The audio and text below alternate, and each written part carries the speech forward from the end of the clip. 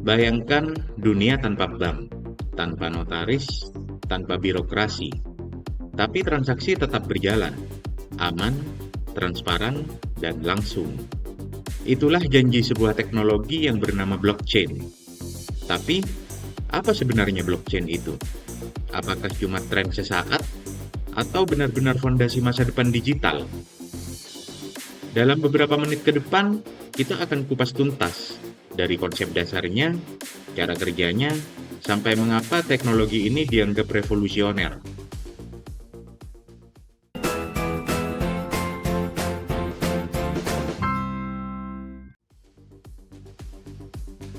Blockchain sederhananya adalah basis data, tapi bukan sembarang database. Bayangkan buku besar digital, tapi bukunya tidak disimpan di satu tempat. Ia disalin ke ratusan bahkan ribuan komputer di seluruh dunia. Setiap kali transaksi terjadi, entah itu pembayaran, pengiriman barang, atau tanda tangan kontrak, data dicatat ke dalam sebuah blok. Blok ini lalu di-link ke blok sebelumnya, membentuk rantai, karena itu disebut blockchain. Dan disinilah kekuatannya. Tidak ada yang bisa mengubah data lama tanpa izin mayoritas jaringan. Tidak ada hapus, tidak ada edit diam-diam, semuanya transparan. Mau mengubah data, harus dapat persetujuan dari seluruh sistem. Inilah yang membuat blockchain cocok mencatat hal-hal penting, seperti pesanan, pembayaran, atau perjanjian. Contohnya, bayangkan beli rumah tanpa notaris. Begitu kamu bayar, kontrak langsung aktif, tidak bisa diubah sepihak, tidak bisa dibantah, semua pihak sepakat, semua tercatat otomatis. Dengan blockchain, kepercayaan tidak dibangun lewat institusi, tapi lewat sistem yang tak bisa dibohongi. Sistem transaksi tradisional punya satu masalah besar, kepercayaan. Penjual bisa bilang belum dibayar, pembeli bisa ngotot sudah bayar. Siapa yang kita percaya? Karena itu kita butuh penengah, bank, notaris, lembaga keuangan. Tapi penengah bikin proses jadi lambat, jadi mahal, dan rawan disalahgunakan. Blockchain memotong semua itu. Ia menghapus kebutuhan akan wasit. Karena begitu transaksi dicatat di blockchain, data otomatis tersalin kedua pihak, penjual dan pembeli, dengan cap waktu yang tak bisa dimanipulasi. Semuanya transparan, terkunci, semuanya sepakat. Tak perlu lagi tanya siapa yang jujur, karena blockchain menyimpan kebenaran di tengah, bukan di tangan siapa-siapa. Itulah kenapa teknologi ini dianggap revolusioner. Ia memindahkan kepercayaan dari manusia ke sistem yang tak bisa disuap. Blockchain bukan sekedar teori. Teknologi ini sudah dipakai di banyak sektor, dan semakin luas. Di sektor energi, orang bisa jual beli listrik dari panel surya ke tetangganya langsung. Nggak lewat PLN, transaksi otomatis tercatat di blockchain. Di dunia keuangan, Singapore Exchange pakai blockchain untuk sistem pembayaran antar bank.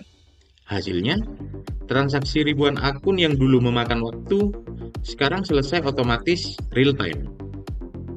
Di industri media, Sony Musik Jepang pakai blockchain buat mengelola hak cipta. Royalti masuk ke musisi tanpa drama, datanya jelas, transparan. Bahkan retail kayak Amazon udah pakai blockchain buat cek keaslian produk. Barang bisa dilacak dari pabrik ke pembeli, nggak ada lagi yang jual asli tapi KW.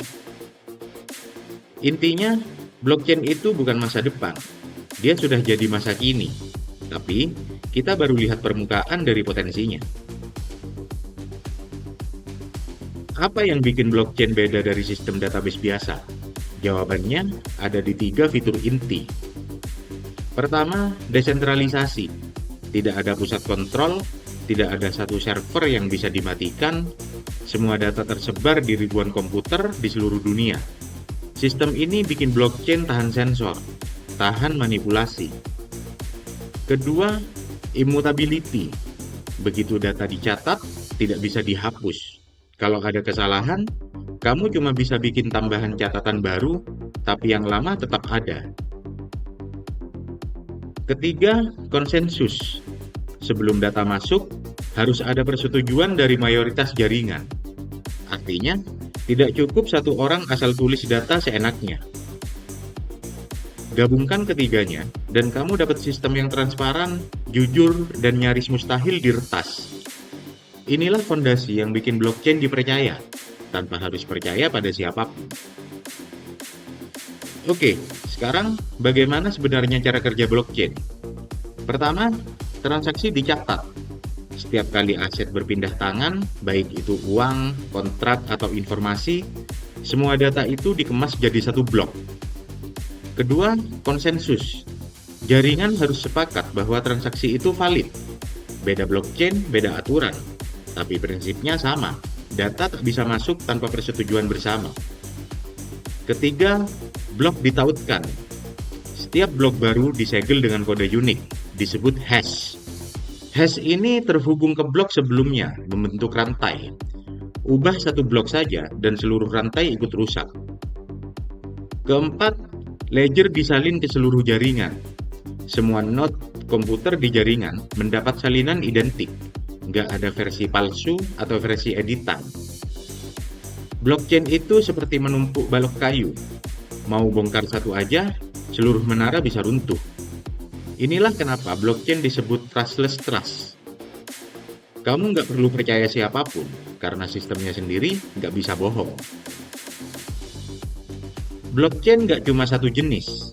Ada blockchain publik seperti Bitcoin dan Ethereum, terbuka untuk siapapun tanpa izin. Ada blockchain private seperti Ripple, dikelola oleh satu perusahaan dengan akses terbatas. Ada juga hybrid, gabungan publik dan private, dan konsorsium yang dikelola bersama oleh beberapa organisasi. Semua ini butuh sistem atau protokol. Ethereum terkenal untuk aplikasi publik dan smart contract. Hyperledger cocok untuk bisnis karena fleksibel dan private. Corda banyak dipakai sektor keuangan karena fokus pada privasi antar pihak. Dan Quorum, varian Ethereum, cocok untuk jaringan internal perusahaan atau konsorsium. Setiap protokol punya gaya main sendiri, tapi tujuannya sama, menciptakan sistem yang transparan, aman, dan efisien. Blockchain bukan teknologi statis. Generasi pertama dimulai dari Bitcoin, sistem uang digital tanpa bank. Lalu datang generasi kedua seperti Ethereum, yang membawa ide smart contract, kode yang mengeksekusi sendiri tanpa perantara. Sekarang kita memasuki generasi ketiga, blockchain yang lebih cepat, bisa saling terhubung antar jaringan, dan siap dipakai di skala global. Apa keuntungannya? Keamanan tinggi, transaksi nggak bisa disalahgunakan, efisiensi jadi meningkat, tanpa birokrasi dan penengah. Dan proses audit jadi lebih cepat karena semua data tersimpan rapi, kronologis, dan transparan. Ini bukan sekedar catatan digital, ini fondasi baru untuk membangun sistem yang lebih adil, efisien, dan tahan manipulasi. Banyak yang masih bingung, apa bedanya blockchain, database, dan cloud? Pertama, blockchain bukan database biasa. Kalau database bisa diedit atau hapus data, blockchain hanya bisa menambah. Sekali tercatat, data terkunci. Kedua, cloud itu infrastruktur, tempat menyimpan data, menjalankan aplikasi, atau bikin server virtual. Tapi cloud tidak menentukan cara data dicatat. Nah, disinilah blockchain masuk. Ia mengatur pencatatan data dengan cara terdistribusi dan transparan. Dan ya, kamu bisa membangun blockchain di atas cloud, lewat layanan seperti blockchain as a service. Jadi, cloud dan blockchain bukan saingan, tapi bisa saling melengkapi. Blockchain bukan sekedar teknologi, tapi cara baru membangun kepercayaan tanpa tanda tangan, tanpa stempel, tanpa perantara. Ia bukan soal koin atau hype, tapi tentang masa depan sistem yang jujur dan terbuka. Dan siapa tahu, suatu hari nanti, kita tidak lagi butuh tanda tangan basah, karena blockchain sudah menjadi fondasi transaksi finansial kita. Kalau kamu merasa video ini membuka wawasanmu, jangan lupa like, share, dan subscribe. Masih banyak dunia digital yang perlu kita bongkar bareng-bareng. Dan Seperti biasa, simpan ilmunya di saku, sebarkan manfaatnya kemana-mana. Sampai jumpa di obrolan saku kita berikutnya.